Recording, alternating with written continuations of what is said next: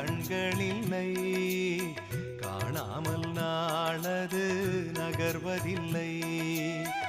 கண்ணன் என்றாலும் கள்வன் என்றாலும் கருணை புரிவான் ஸ்ரீ கிருஷ்ண பகவான்.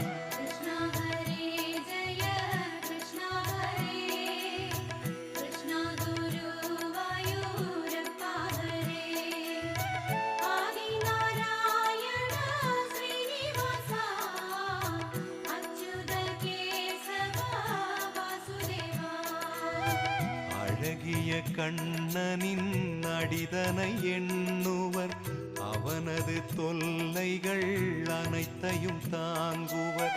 வெண்ணையை திருடிய கண்ணனின் லீலையை கண்டு ரசிப்பதே